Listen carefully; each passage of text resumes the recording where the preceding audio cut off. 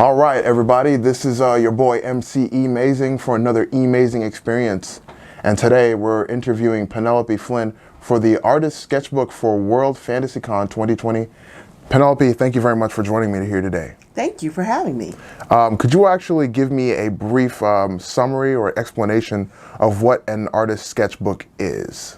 An artist sketchbook is a compendium of information starting from insight, inspiration, something that generally an artist who draws or paints will set down to give them an idea of where they're moving from in their project. So it can be the foundation of their project. It can be like a fragment of an idea that they use for something very small in the project. But basically, all it is a compendium of all those little ideas, those concepts that we build on in order to get to our final product, or to maybe use in a different product or project that we're working on. And the artist, generally you think a graphic artist who is drawing, painting, those would generally be on paper or written. But someone that works like I do in 3D art, digital, I keep mine basically in buckets and in files, on my system. So it is the same thing as an artist who is creating from the very beginning, from a drawing, a line art. It's just that mine began from full models. Okay, that's great. Okay, you've explained to us what a sketchbook, artist sketchbook is, but what do you think is the most important thing about keeping a sketchbook? For me, the most important thing is that I have so many things that I do during the day. I do artwork, so I can create artwork. I also have, my household activities, especially now during the pandemic. There's, your regular household things that have to be done more so than, we were leaving to go to work. I also do work. I'm an attorney. And you have so many things that you do in the stretch of a day that you may have an idea and you think about it and you start to work on it, and then something else happens.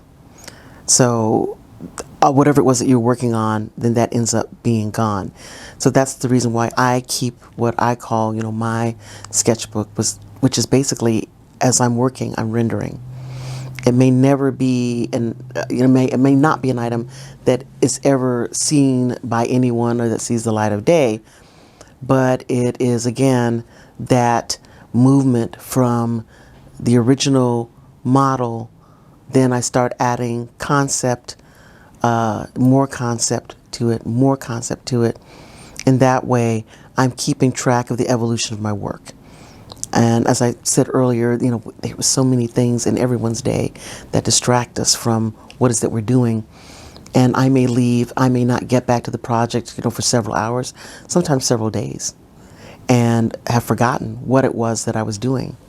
And I can always look back at the sketchbook and see what it was I was working on, how I was evolving.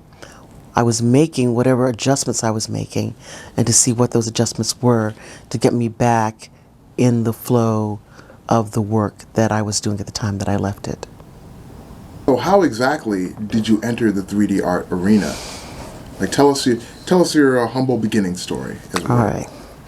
Yes, mine was pretty humble. And I just kind of fell upon 3D artwork, by happenstance.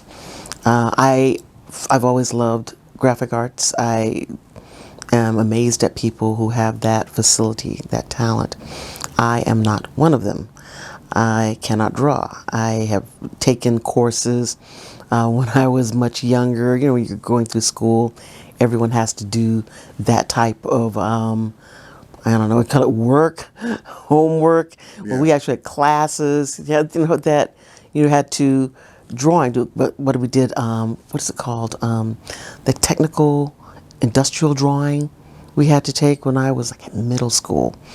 And I was bad at it, and which is kind of a difficult thing for someone like me because I tended to be good at things. So that was I don't know. It's not. Won't say humiliating, but it was humbling to not be able to draw. My mother can draw. You know, her father could draw, and I was really surprised that it just didn't. It just skipped a generation, I guess. And I want to have that ability to tell stories. I've always told stories, but I always wanted to illustrate, to basically show people what was inside my head when I'm creating these tales. And that escaped me, that ability. So just, again, by chance, again, because I cannot draw, I happened to be online and I saw DAZ 3D.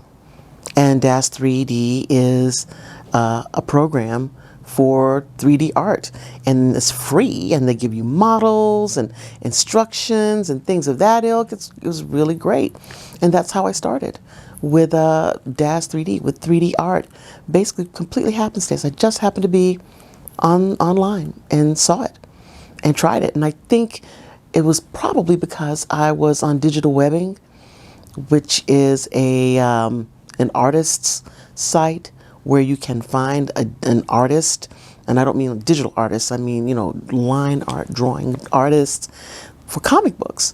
So, I mean, I used to live on digital webbing, and I think that's probably where I found it, there, you know, while I was, you know, trying to find an artist. It's probably one of the ads that popped up, and that's how I got there. Seeing as how, like you said, you started using DAZ, are there any other programs that you decided that you would move on to? Are you still using DAZ, or have you decided on any other kind of like platforms that you might be working with in the future, perhaps? Well, of course, you know, I start out with DAZ, you know, for the obvious reasons, and but I say that for the obvious reasons, but that's not actually correct, because there is another program that is free that is, you know, a lot of people have used as Blender. But when I tried Blender, Blender was not user-friendly. And I tried it for a while, and for someone like me, as I said earlier, who does not have that type of hand-eye coordination skill, Blender did not work for me, you know, at all. So I stayed with DAZ, and currently my go-to program is Poser. I use Poser for almost all of my basic work, all my startup. If I start out with a model, start out with a scene, or something of that ilk, it is probably going to be in Poser. I think through Poser, you can create the most beautiful characters. I mean, at least for myself, I found most beautiful characters available through Poser. And I still buy scads of models through DAZ 3D. Though I have to admit, the vast majority of models that I purchase are going to be from Renderosity. And then I buy from Zurge, XURGE. Of course, also from Real Illusion, which is the company that I guess is the home of iClone 7 and Character Creator 3, which are two other programs that I do use now. Character Creator 3 and iClone 7 are important programs for me. Once I started getting into this process, I decided I wanted to migrate into animation. And Character Creator 3 created a plugin that you can use to move your beautiful characters that you've created in Poser into iClone. And that means you can, although Poser does have its own animation platform within Poser, I find iClone's animation tools to be more accessible. And maybe also because their tutorials are more accessible. So with regard to animation, I do love iClone 7, but also iClone has had the foresight to create a plugin from their platform into Unreal Engine. So Unreal is free, for you to use and create and develop.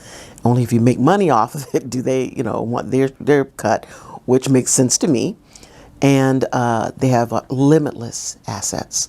That is a place where, if you're trying to build worlds, that's where you go. That's where I want to be, in the world of Unreal.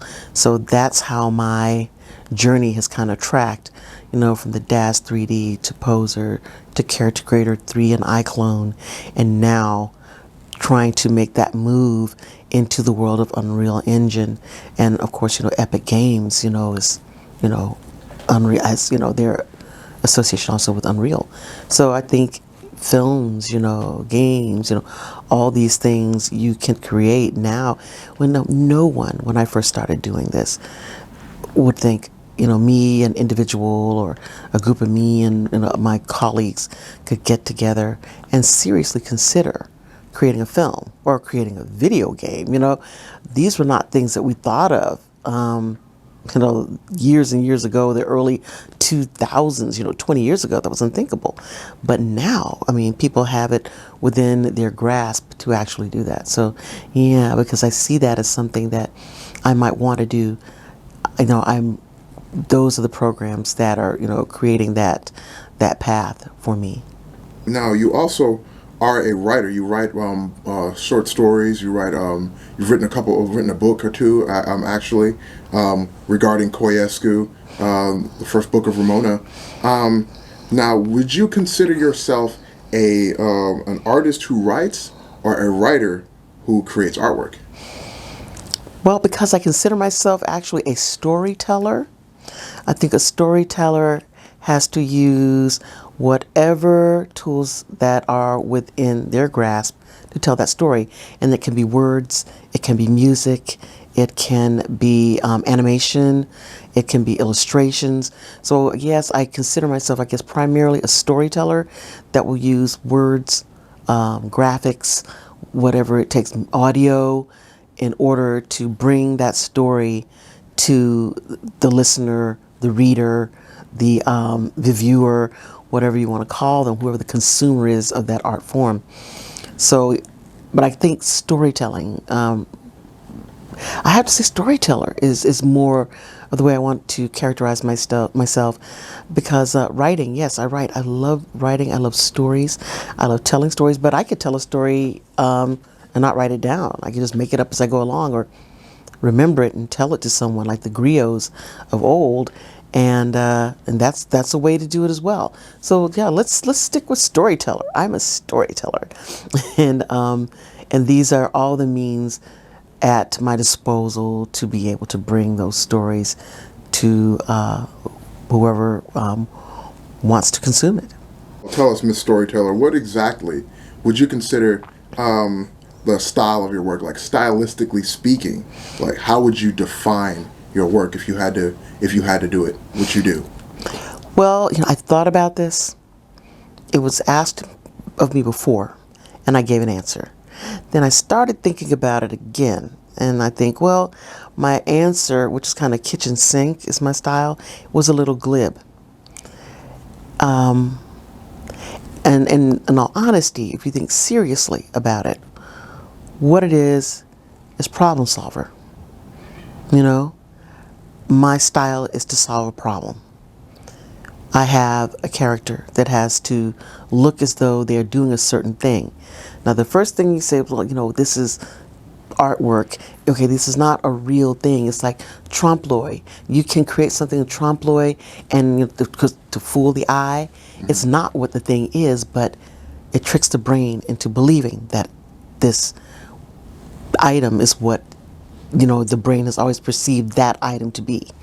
So it's like that thing, a trompe l'oeil, to solve that problem, to trick the eye, the brain, whatever, to see, hear, comprehend the thing that you want it to comprehend. For instance, you tell a story and you leave out, certain details and allow your reader to fill in the gap. And that's how plot twists come about. I didn't tell you, this was the wrong thing. I just gave you half the story and let you believe. I let your own, personal likes, dislikes, dictate to you what you thought was said. Like I said, oh, there was a very beautiful woman that walked down the street.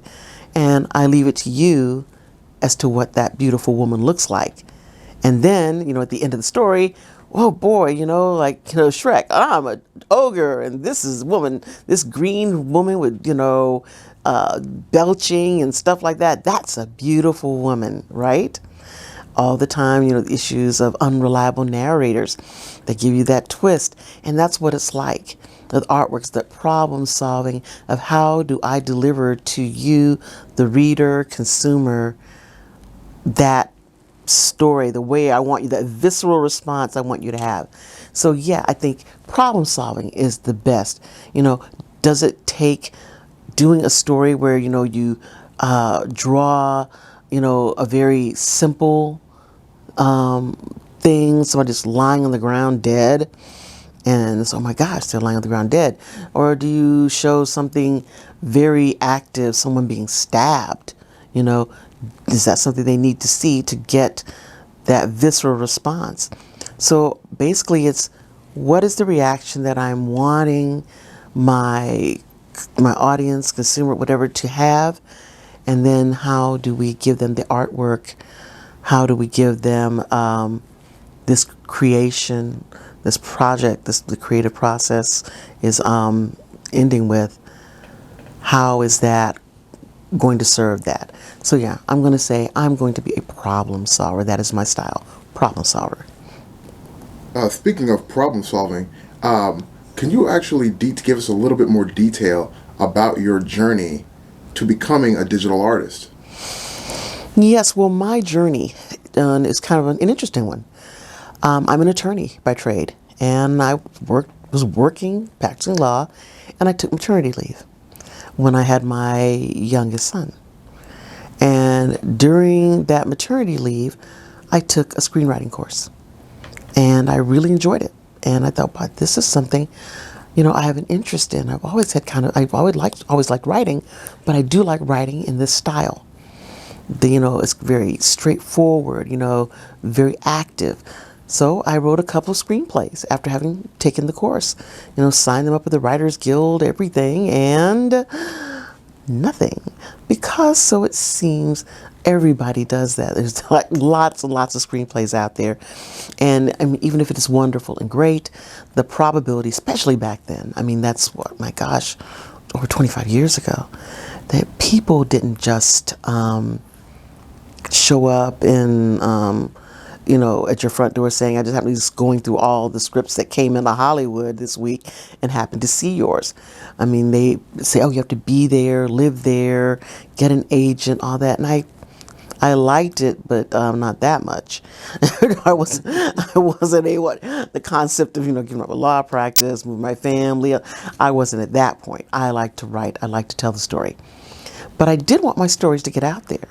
And I did like, the kind of a storyboarded effect of writing a story. So I thought, why not? Why not do a comic book? So I started, as I discussed earlier, looking for a comic book artist, at Digital Webbing. And I found a comic book artist. I found a couple. And the two that I found that were just great professionals. Fantastic. One of them is Federico Zumel. The other is Zuguvea. And Zuguvea ultimately is the artist that did my graphic short.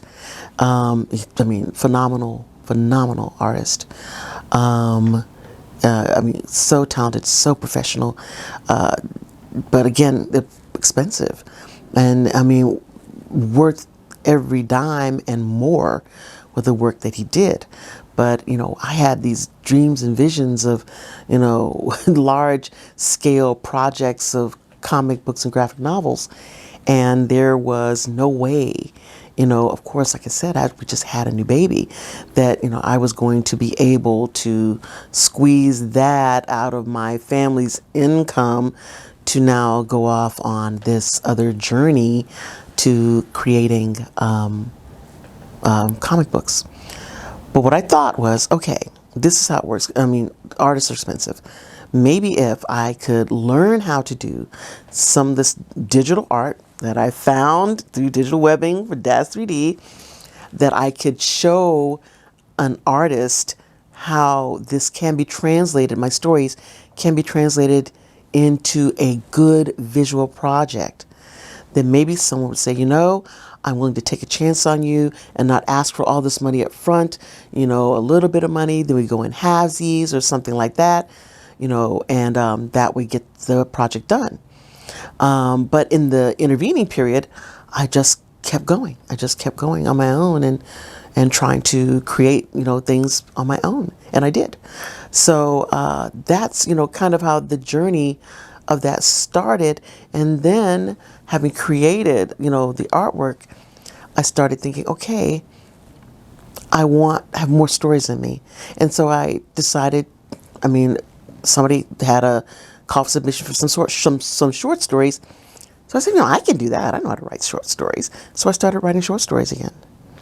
And then I said, I have this great epic novel concept in my brain that I want to get out in the world.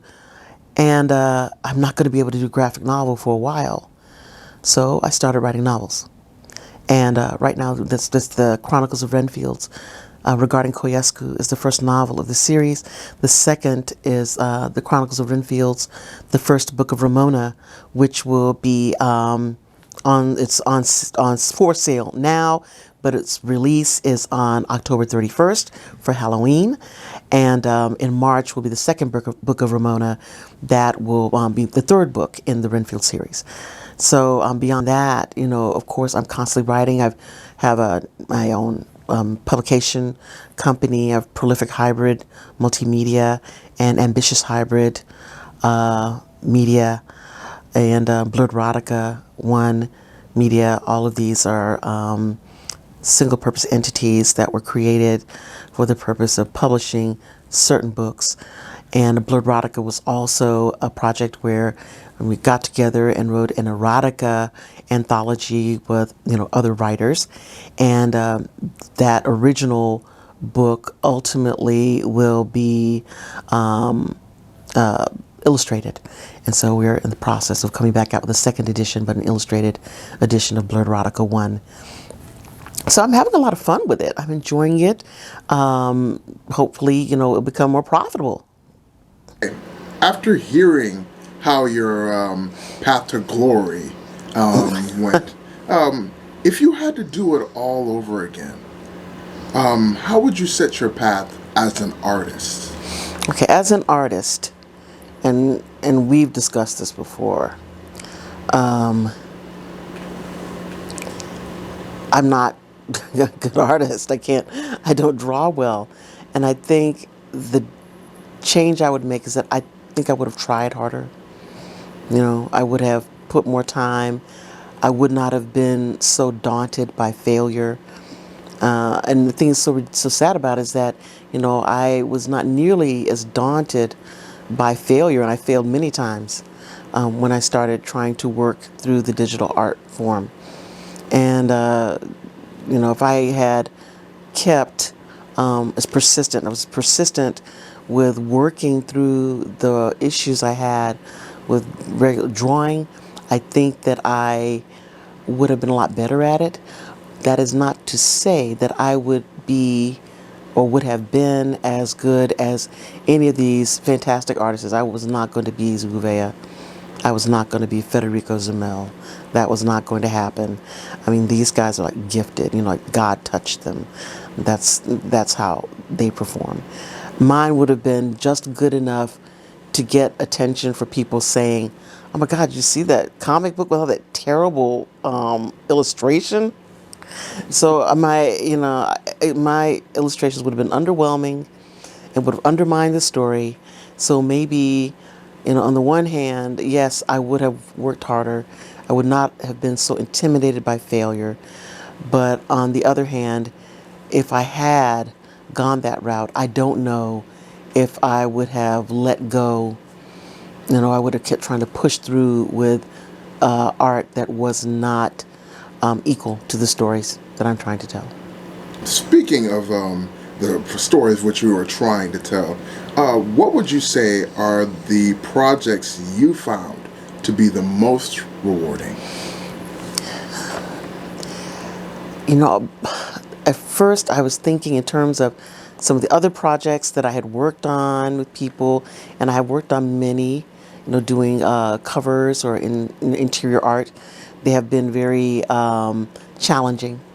The challenge of someone telling you, make me this, and then you make it, and they say, well, that's not what I asked for. So that's exactly what you asked for. It is exactly what's in the book. And they said, no, that's not what I asked for.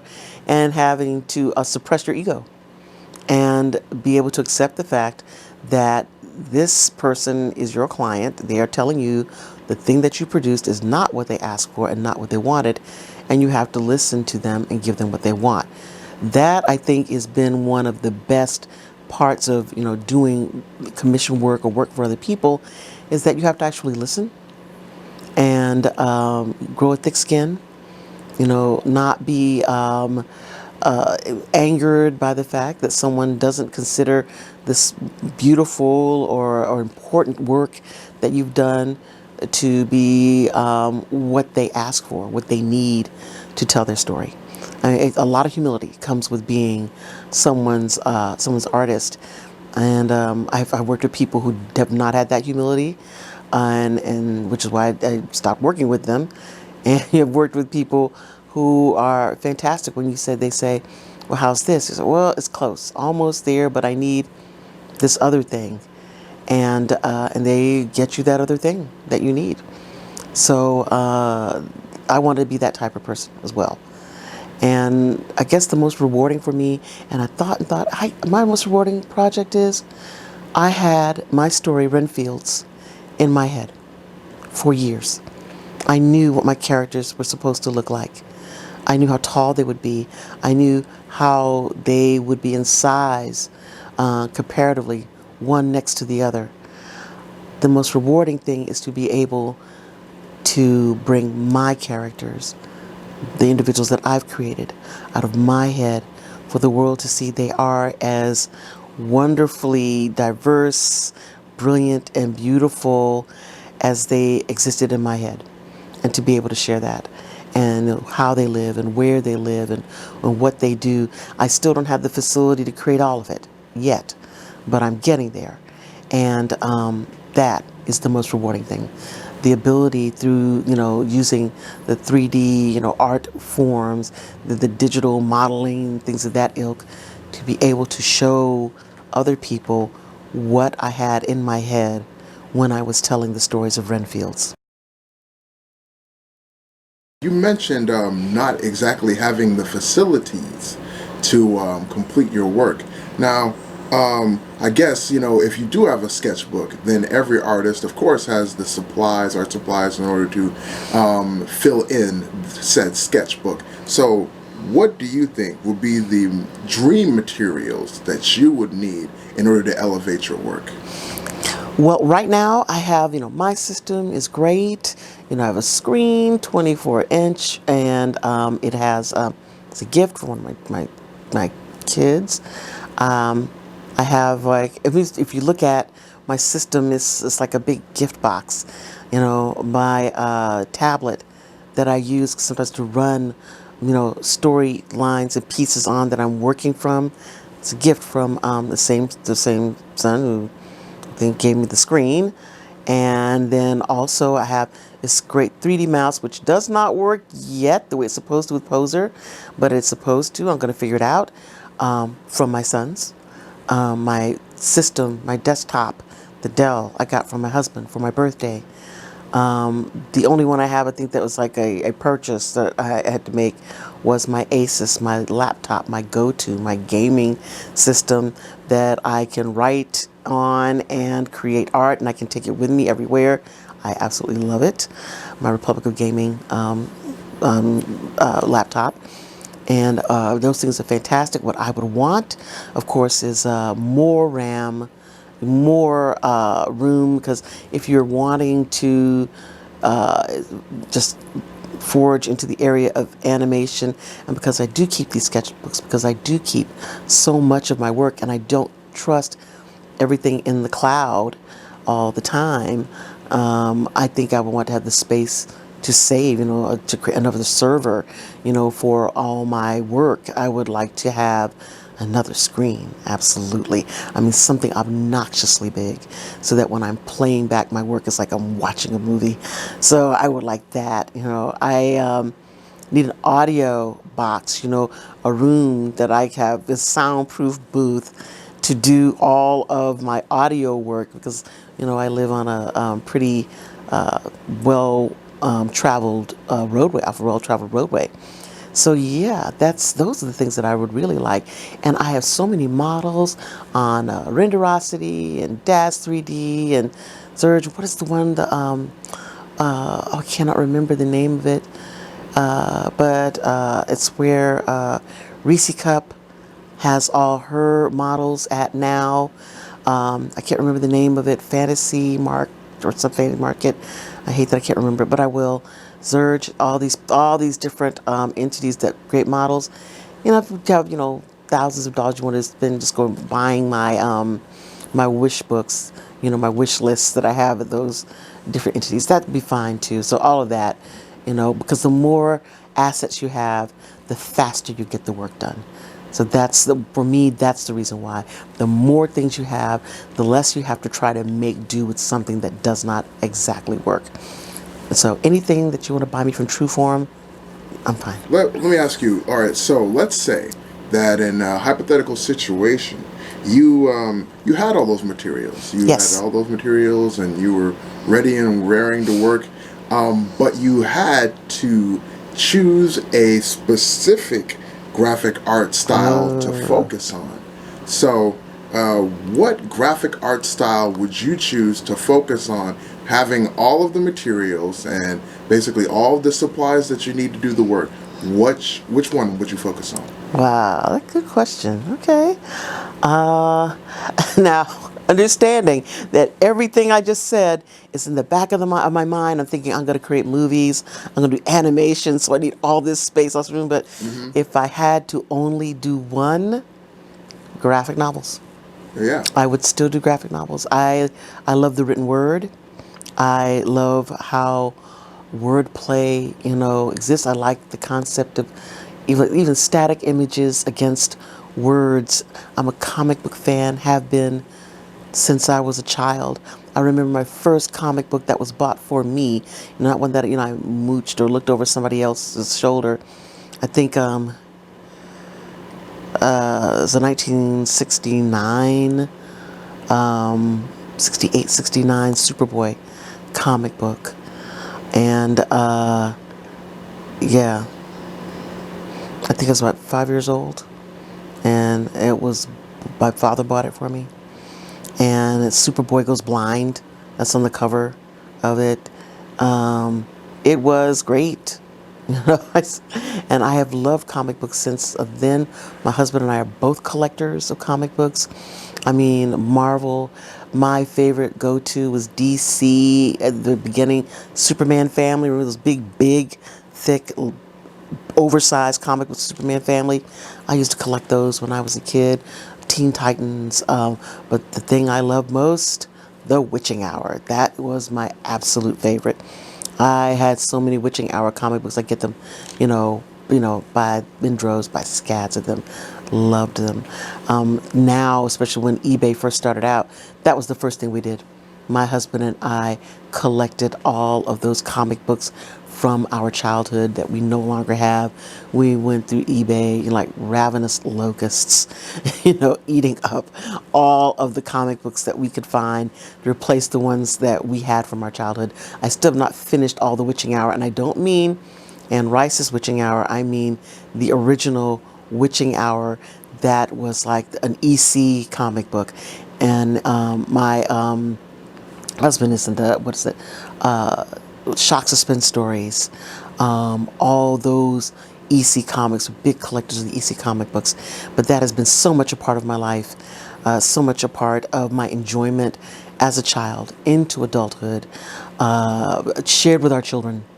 Our children knew from we were big comic book fans. I think all their lives they've known that. And comic books. And then that's the thing that feeds my soul as an individual, because it's the future and also ties me to my past.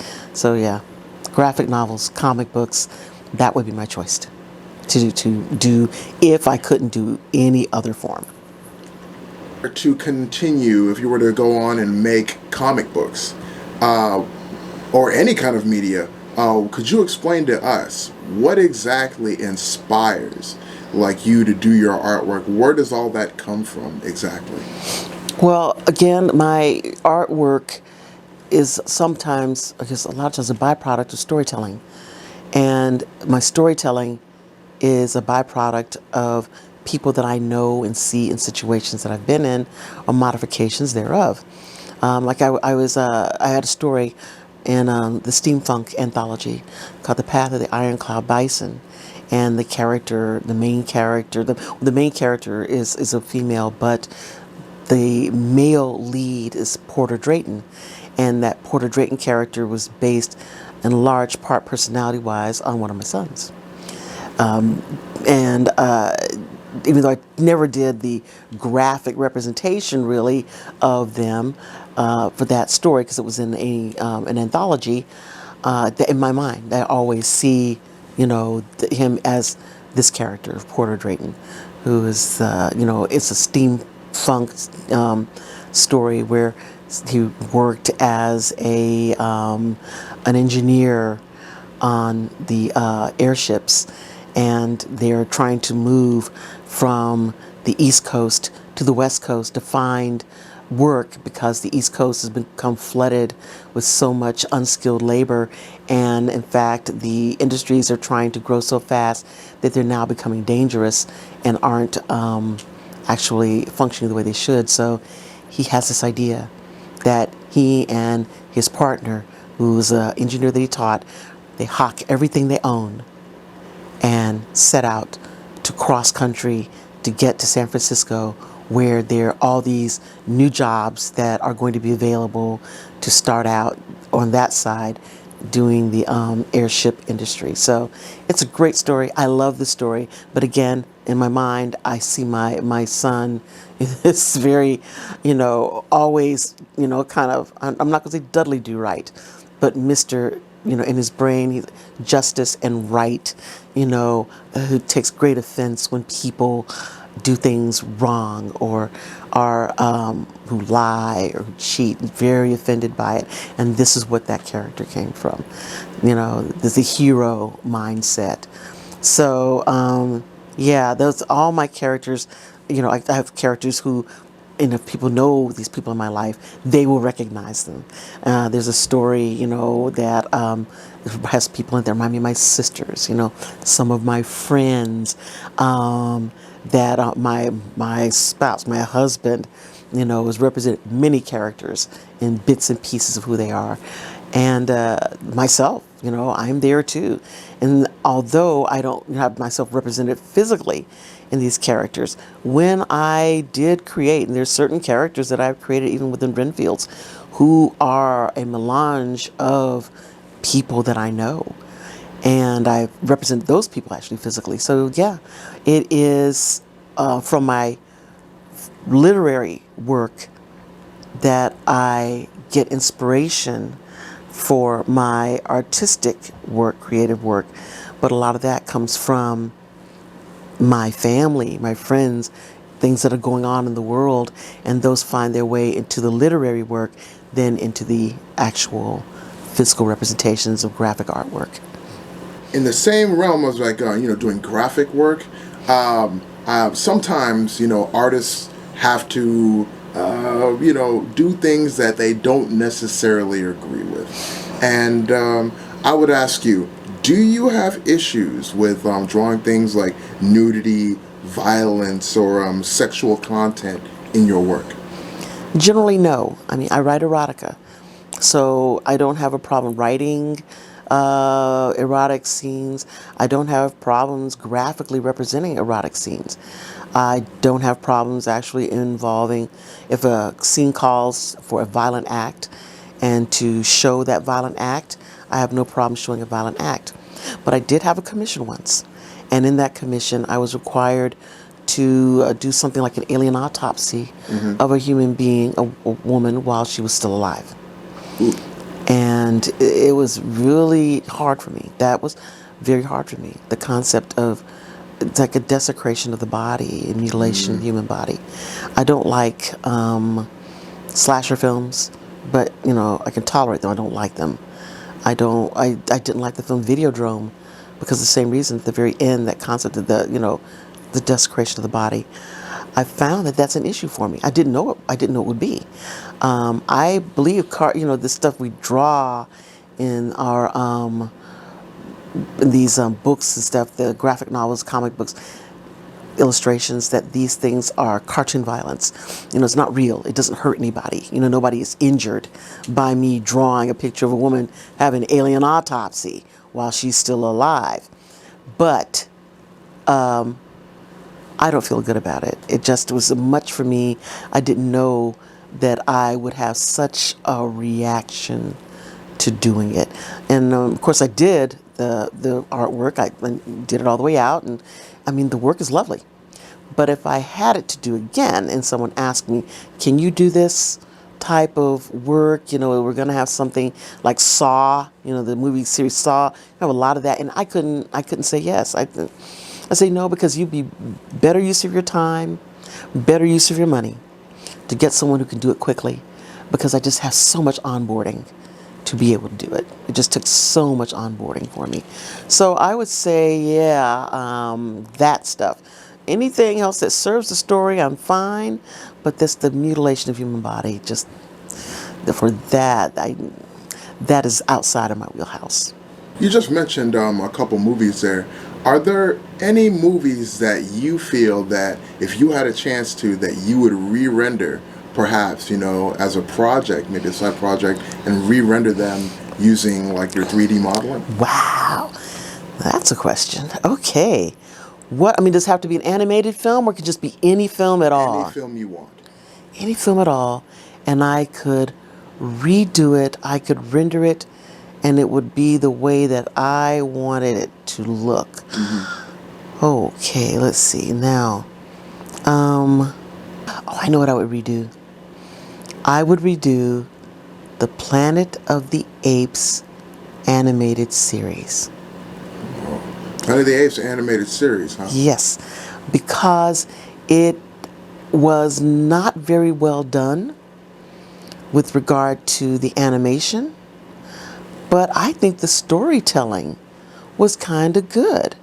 So I think in order to give something like that another chance, another breath of life, and when I think about that too, although I love the Star Trek series that was animated, I would redo the Star Trek animated series. Okay. I'm not just redo. I wish I could redo it and then build on it. Do a really great, because I know they're doing this now on the lower deck thing. I can't remember exactly what it's called, but it's like animation. But I mean serious, beautiful, lush, because they didn't have the production values at the time the original series was out. Can you imagine doing the original series animation show with all of the different tools that are available now? I think that's what I would do. I would redo Star Trek, the animated series. It wasn't badly done to begin with, but I think with all the technology now that we have, wow, you could do so much with monsters and special effects and things of that ilk that didn't exist. So yes, that would be my choice. Star Trek, the animated series. Yes, I would redo that. Well, Penelope, thank you very much for coming on in. We like to give our artists the opportunity to let people know what's the easiest way to keep track of them and get in contact with them. So if you would, list off like your socials, your Twitter, your Instagram, Facebook, whichever, All right. If you want to get to me, you just have to send me an email. I'm Penelope at PenelopeFlynn.com. That's Penelope, Penelope, at PenelopeFlynn.com. If you want to just check out my website, what I'm working on, PenelopeFlynn.com. If you want to check out Renfields, what I'm working on with that, renfields.us or renfields.net, they will both take you to the same place. If you want to talk with me and my crew, Saturday nights, 8 o'clock Central Time, that is on Discussions from the Other Hood.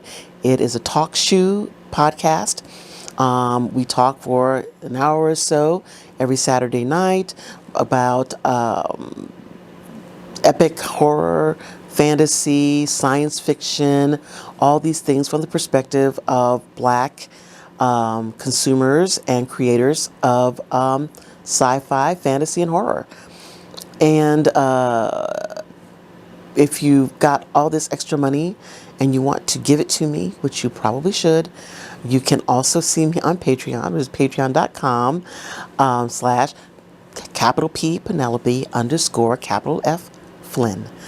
And I'm every morning, Monday through Friday, I am on the Amazing Experience and Going with the Flow, which is our meditation for 1 hour in the morning on Flowscape. So if you are in the market for relaxation and, kind of just shooting the breeze, Monday through Friday for 1 hour in the morning, that's where I'll be. Well, everybody, that pretty much concludes the interview. Thank y'all very much for joining us. Thank you, Penelope, for coming on the show and letting us know about your concept of the artist sketchbook. Thank you for having me. Yeah, hopefully we can have you on the show once again sometime in the future so you can show us how your artist sketchbook has evolved since this time, both with your writing and your artistry. Thank you. I will. All right, everybody. Thank y'all very much once again for joining us. Make sure you check out Penelope Flynn at all of her social links, and make sure, of course, that you check out me at all of my social links. Amazing_MC on Twitter, MC_Emazing on Instagram, and of course, as always, twitch.tv/emazingxp, because I'm always streaming on there Monday, Wednesday, Friday, and of course I take breaks on Tuesdays and Thursdays to make videos like this for you. Well, thank y'all very much for joining us. Once again, thank you again to Penelope Flynn, and as always, guys, love, peace, and hair grease, and we will see you next time.